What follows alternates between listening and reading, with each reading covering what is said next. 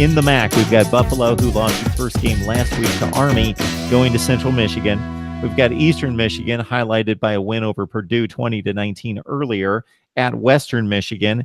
Northern Illinois, they played maybe the toughest non-conference schedule in the country. And it could have been tougher if Florida State would have been on its game, but Florida State, Iowa, and Utah. Northern Illinois goes to Ball State. Of course, they hung with Notre Dame. Ohio at Kent State. We've got Miami of Ohio at Akron. Of course, the Zips beat Northwestern, and we've got Bowling Green at Toledo. So what stands out? There's a lot of evenly matched games this week. Three of them are more evenly matched. Three of them I'll do more of consensus type picks. Buffalo, Central Michigan. Buffalo is going to bounce back and win. It was a rough 42-13 loss to Army. They couldn't stop the triple option, which a lot of teams struggle with against those service academies. And also Buffalo had some bad luck, such as a blocked field goal return for a touchdown. And then the Bulls just sort of folded at the very end. Another throwaway game, Bowling Green, Toledo. There have been rumors that Bowling Green's, I think the Toledo Blade reported that Bowling Green's boosters are not in favor of the head coach right now. So we could see our first coach firing very soon with Mike Jenks. Mike Jenks has not won an FBS game in the month of September. He's not beaten an FBS team in the month of September in 3 seasons, 0-11. And Bowling Green's only win is a 7-point win over Eastern Kentucky of the FCS this year. If you remember, the Falcons were actually MAC East champions 3 years in a row from 2013 to 15 with 2 conference titles in there. Since the Falcons have just folded, you can always chalk them up for a top 10 worst defense in college football. They have the worst run defense right now, and Georgia Tech had no problem last week with a 63-17 win. So Toledo's probably going to do the same thing. Toledo last week, their quarterback, Mitch Guadagni, had a concussion against Fresno State, and the game was still close when the quarterback went out, and Fresno State took advantage of that and won 49-27 and actually scored 42 unanswered points on Toledo.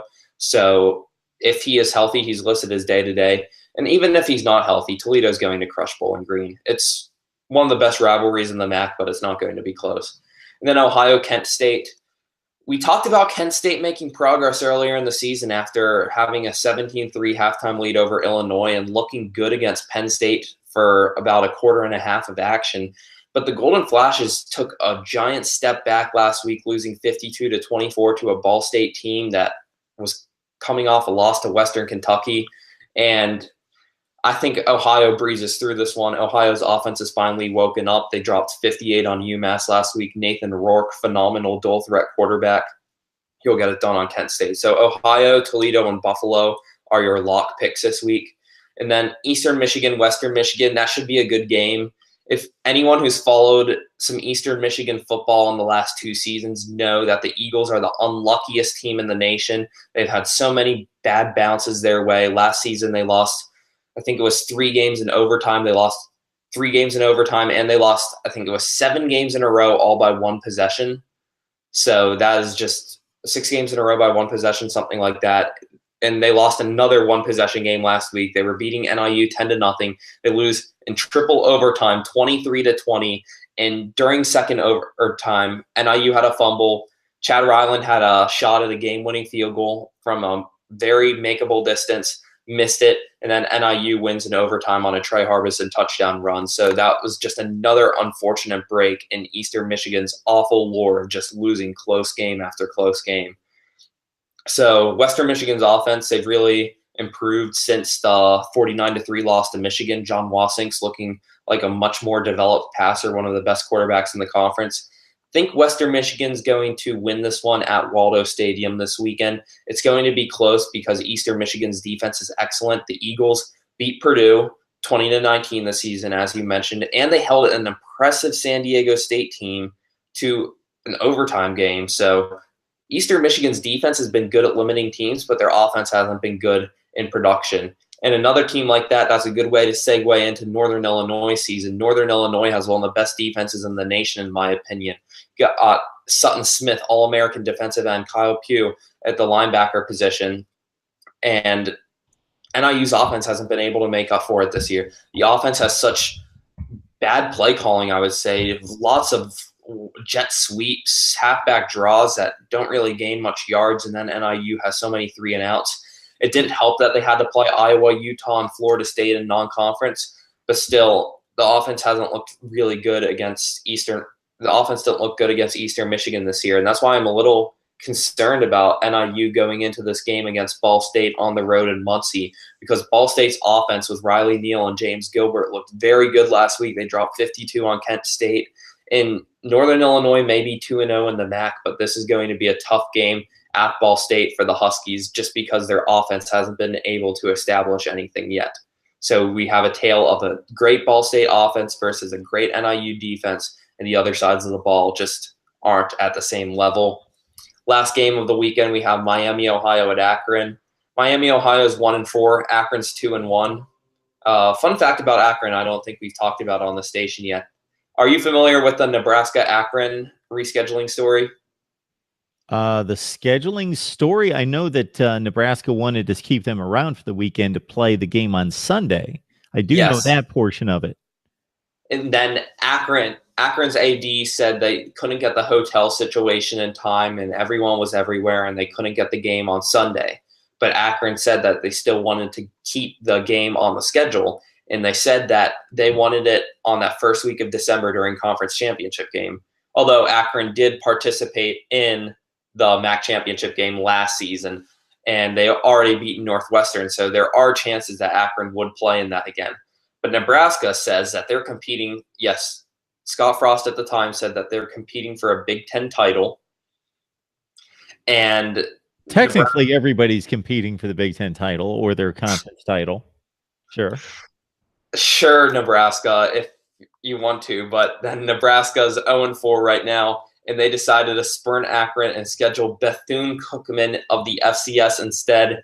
And Akron is owed, is it a $1.2 million check? And Akron's AD said that that's up to the courts now. And Akron's AD had a quote that said, "Nebraska didn't want to play at our level of competition," which I thought was an interesting quote, to say the least. Akron's 2-1 right now, a win over a Northwestern team with 10 wins a season ago. Lost to Iowa State, kept it close for a bit. And Iowa State this year, their 1-3 record, I think, is deceiving because they have played Oklahoma, TCU, and Iowa, all talented teams already. So Akron could be a very good team still. Ulysses Gilbert, their star linebacker, I could see him playing on Sundays. But it's going to be tough because even though Miami, Ohio is 1-4, they showed so much promise against Western Michigan last week.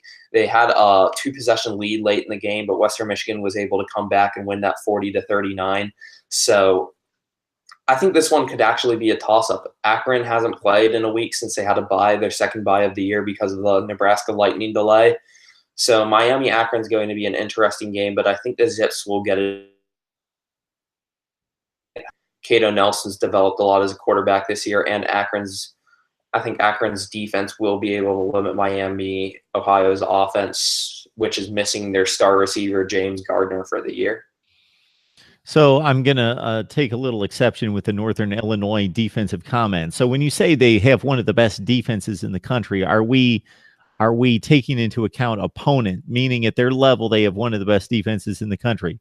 But if we lined up all the defenses in the country and we started with whoever that would be, Alabama, Clemson, Ohio State, whoever is the best defense in the country, LSU, etc., those are and then we went down through the rankings, they would not have one of the best defenses in the country if they played an SEC or Big Ten schedule. Last year, the defense did show up against Boston College and Nebraska, forced lots of sacks in those games. Sutton Smith, he was terrorizing those defensive lines. And I'm factoring a lot of this from last year. And the fact, if you look at early scores of Northern Illinois games, the Huskies almost always start by just limiting opponents defensively at the beginning. The Iowa game that they lost 33-7 was 3-0 at halftime. Mm-hmm. But you can only record so many stops because the offense isn't doing anything. And then the defense is getting gassed because it's the offense's fault. I honestly think it is NIU's offense's incompetence's fault that they're giving up all these second half points, because they're giving their defense more possessions to be on the field. They're giving them more energy wasted just because the offense goes 3 and out so much. So I think that NIU still has one of the better defenses in the nation. They have a lot of talent, especially within their front seven.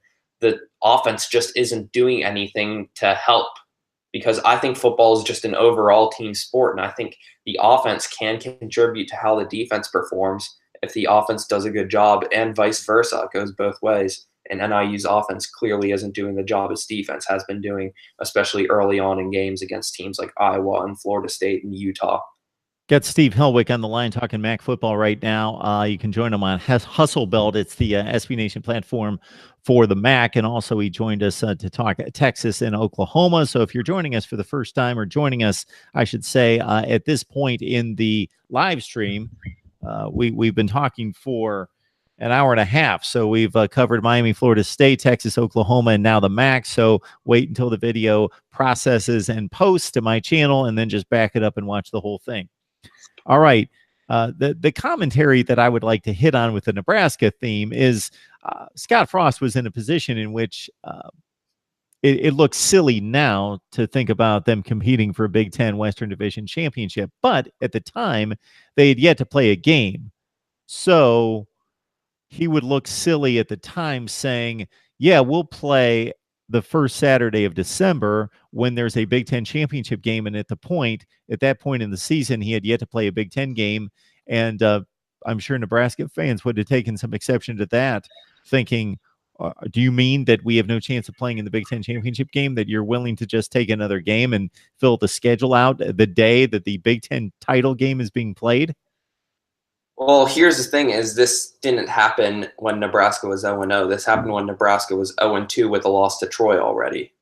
Troy in Colorado. So they were still no Big Ten teams, but I think losing to Troy in Colorado, I know Colorado's undefeated, but their opponents have a combined record of 1-16, including their FCS opponent, with that one win being Colorado State over Arkansas. But besides that, Nebraska lost games to Colorado and Troy, both at home. I don't think that's any sign that they're going to be above Wisconsin or Iowa or even Northwestern or Purdue in the conference.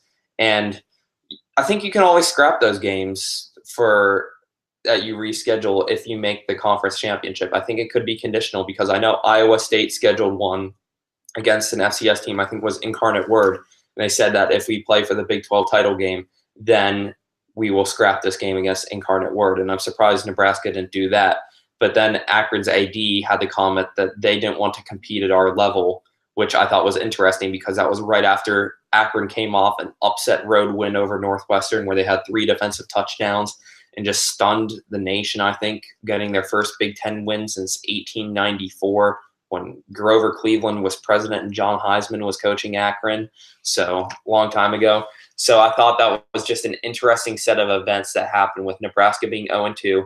Akron was undefeated at the time with a win over Northwestern, and then Akron's AD calling out Nebraska for scheduling Bethune-Cookman, an FCS team that they'll get a surefire win. Could be their first win of the season, instead of facing an Akron team that could – but we wouldn't be surprised if they pulled off that upset at this point. It's not even an upset, maybe. We're getting a history lesson here from Steve Helwick.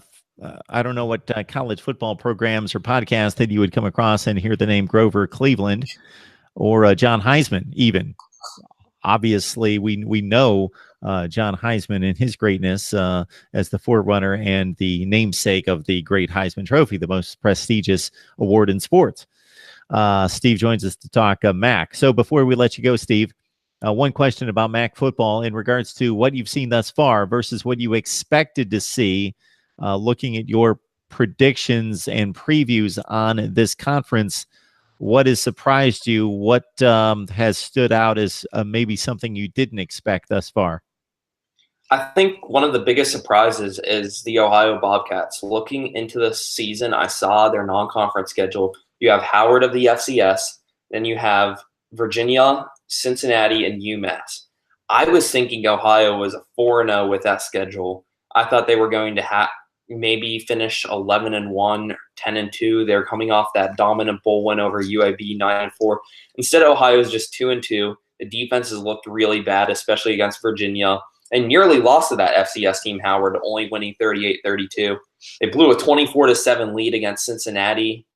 And then UMass, they were down 21-7, had to claw back from that. Still, 58-42 win looks great for the offense. Not sure the defensive coordinator is as pleased with that result. So I think the fact that Ohio was MAC favorites at MAC Media Day, and a lot of people thought the Bobcats were going to win their first conference title since 1968.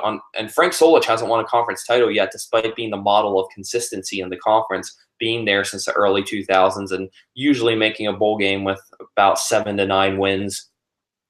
That Ohio hasn't performed up to the level that they were expected to yet. And then you take in the MAC West favorite, NIU, they're 2-3.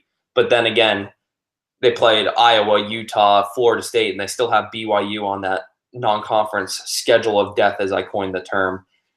So the fact that the MAC favorites are a combined 4-5 midway through the season is very interesting, while Buffalo looked to be the best team, except they lost 42-13 to Army, but I still think the Bulls are the front runners and the most dynamic team in the conference after what we've seen so far. But I would definitely say that the fall of Ohio, just being a mediocre 2-2 after one of the easier non-conference schedules in the nation.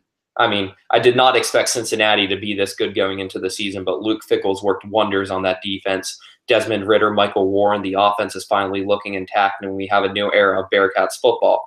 But Ohio still led them 24-7, and that's not a game you can lose. And Virginia is a Power 5 opponent that almost every Group of 5 opponent that wants to be a conference champion should be able to beat. You saw Navy beat them, 49-7 in their bowl game last year. You should beat Virginia if you're a Group of 5 team wanting to win your conference.